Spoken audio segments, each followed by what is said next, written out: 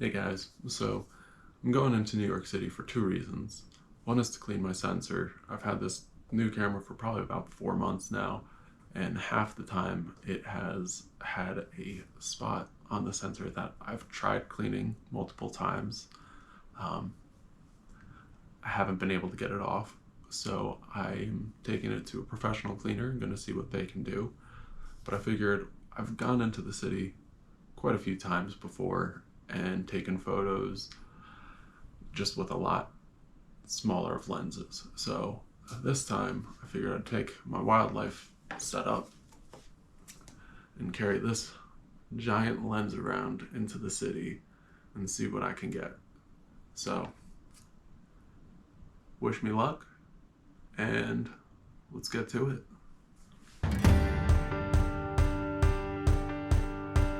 My name is Austin Bealey, and I'm an explorer and photographer.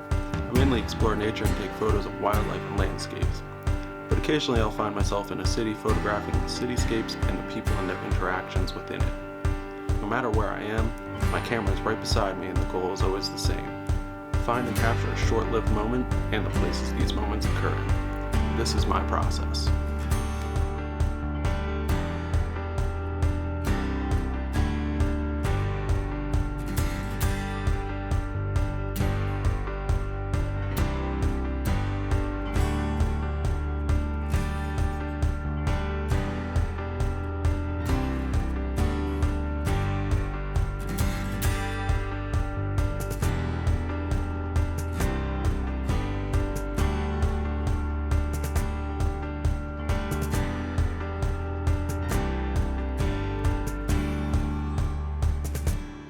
Alright, so first I went down to Battery Park, but they were closed, so I was walking along the waterfront, saw some of the helicopters taking off, and thought it would be really cool to try and get a photo of them with the skyline in the background. As I kept on walking along the waterfront, I saw some birds. Some of them flew away a little bit too quick for me, but I was able to get a couple.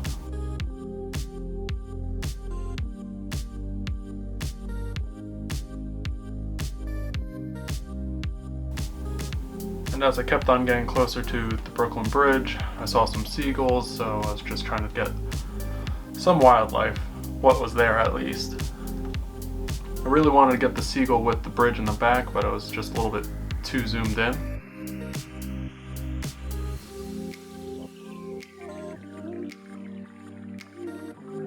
At this point I was actually kind of feeling a little bit down. I was talking to my friend and he helped me kind of get my mood back into place about this whole challenge. And this is also where I realized that with this lens it really helped to be at a higher elevation in the city just because of how zoomed in it was. While I was up here I also was trying to plan out my next move. I decided to go over to the Brooklyn Bridge and walk across that.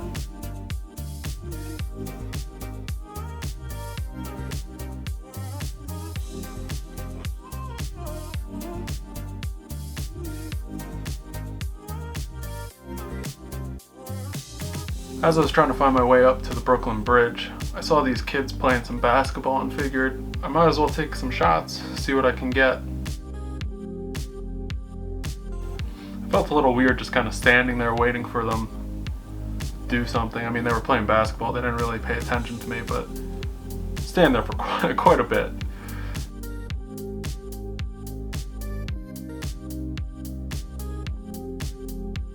I've been over the Brooklyn Bridge quite a few times in my travels to New York City, but it was nice to see that there wasn't just a ton of vendors this time. The past couple of times I've gone, they were just lining the whole sides, both sides of the bridge.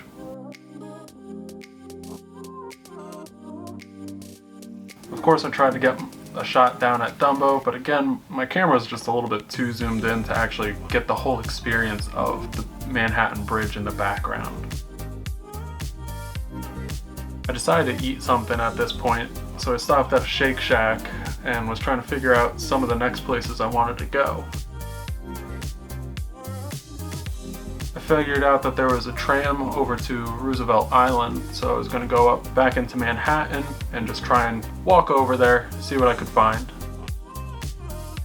As soon as I got out of the subway, I walked a couple of blocks just to make sure I was walking the right way, checked my phone, and I heard a saxophone. And as somebody who's an instrument repairman, I always love hearing and seeing people play instruments, so I was instantly on the search to go find them and take a photograph of them. Little did I know I had to be about half a block away.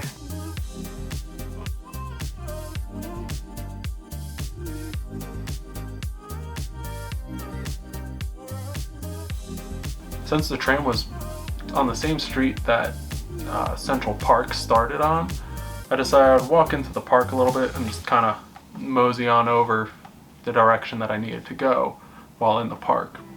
But luckily somebody actually stopped, saw that I had a giant camera. He was walking his dog and he told me that he found a hawk just sitting in the tree eating a rat. So he actually walked back and pointed out to me. So that was really cool.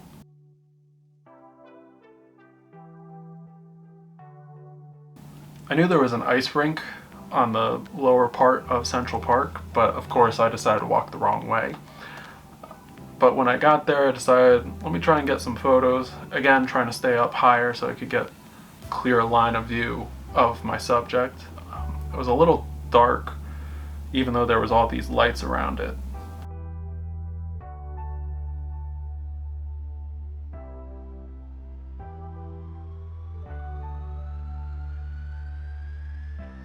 Eventually I made my way to the tram, which was really cool considering you just have to use your Metro card, so the same card that gets you on the subway pays for the tram. It was definitely cool to go over and just see some of the city from a different perspective without actually being in one of the skyscrapers.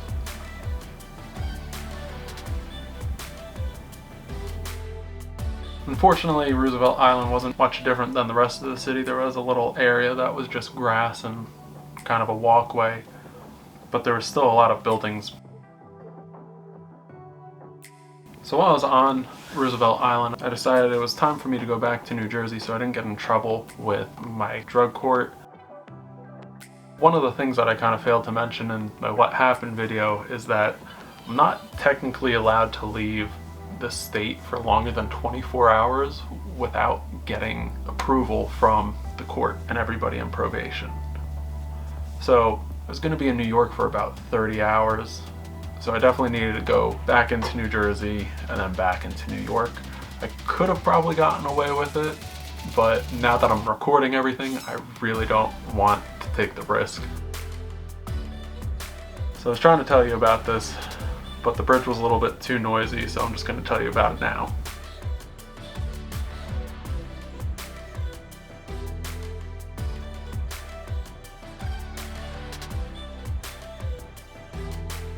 After making it into New Jersey and walking back across the border into New York, I figured, let me go into Times Square.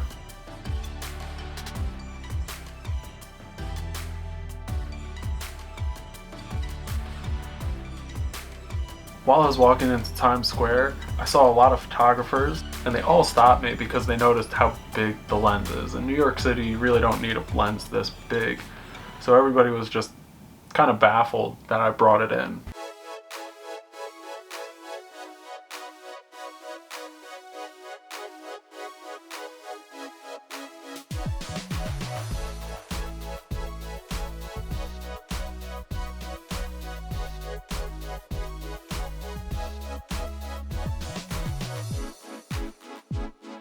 So after my encounter with the person playing the saxophone, I realized that I probably needed to be across the street or at least half a block away to actually get a really good photo of anybody.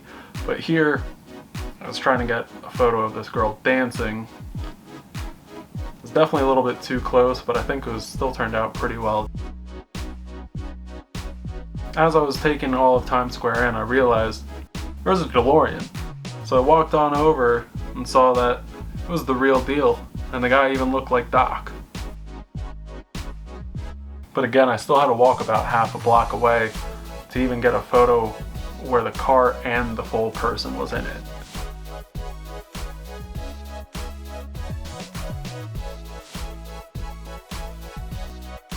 I ended up going back towards Times Square and trying to get more photos from a different angle of the DeLorean. And this is actually when somebody noticed me taking a photo and took a photo of me.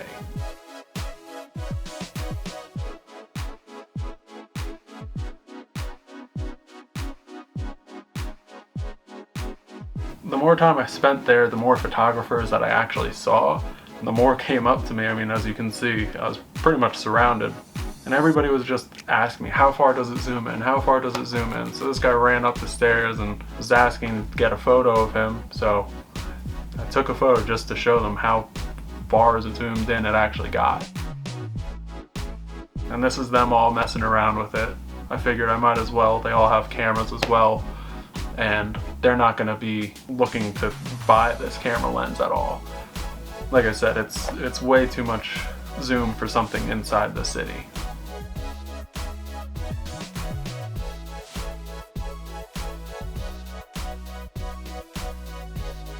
So I was walking up through Central Park trying to find a place where I could just kind of set up a little camp and sleep in there. The cops ended up finding me as I was trying to take photos of raccoons. And I didn't realize that the park closed at 1 o'clock, so I got kicked out. So I ended up sitting on a park bench right in front of the American Museum of Natural History and fell asleep there. The wind was just out of control, blowing from every direction, freezing cold. So I ended up getting up and hopping over the fence, hoping to get some shelter from the wind. I decided to just get a hot chocolate and 2 donuts to kind of wake me up and warm me up too. And while I was there, I decided I was going to go down to the High Line. It was kind of dead because it was February and still cold out, so if I go back during the summer or springtime, hopefully there's a lot more people. As I was walking, I noticed these fish with all these instruments, which was really cool. But I knew I was too close to get any photo of that. But I noticed this tree in the background. This was the best spot to get a picture of that tree from a high spot, pretty much the same elevation as the tree, with the road leading right underneath it and buildings on each side framing it. I waited a little bit until B&H opened so I could finally get my rolls of film developed that I took almost a year prior on one of my trips down to Virginia and West Virginia. I love coming into this place because this is just camera and videography heaven. You have almost everything imaginable just here. Now, I wasn't expecting my film development to cost as much as it did, so I was a little shocked. While I was here, I decided to look around, just see what I could find. Obviously, I'm looking at what my next camera is going to be, what my next lens is going to be. I even made my way over to the drones because that is something I've had my eyes on for quite a while. I might have actually wanted a drone before I even wanted a camera. One of the employees noticed my camera lens and came up and talked to me. So we were talking about it a little bit. I let him try it out, just like I did with everybody in Times Square. I had to ask him where the camera sensor cleaning place was because I walked by it a couple of times and didn't see it. So he ended up looking it up and told me that it was on the 17th floor.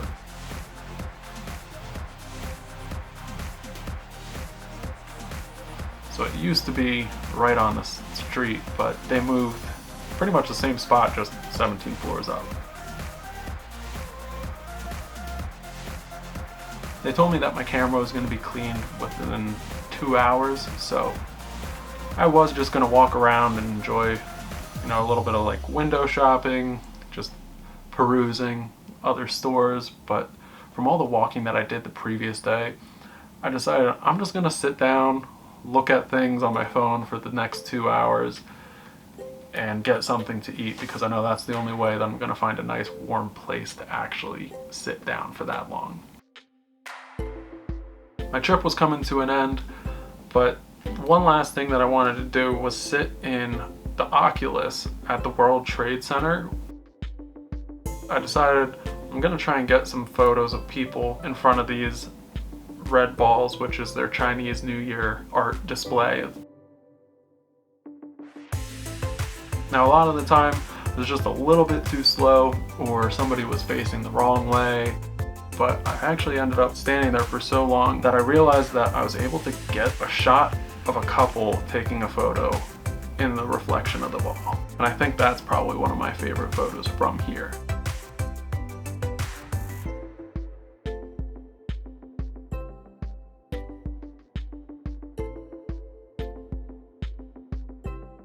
I had just missed the train by probably about 5 minutes.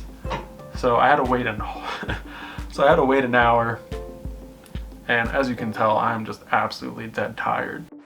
I actually fell asleep when I was on the train on the way back.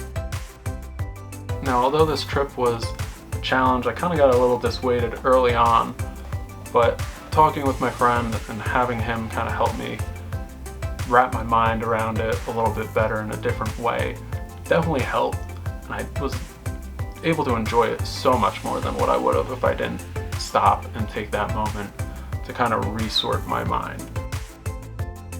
Anyway, here's some of the photos that I took on a film camera while I was down in Virginia, in West Virginia. I went to the New River Gorge National Park and to a haunted amusement park. Hopefully you stick around and watch some of the next videos that I post. And until next time, see ya.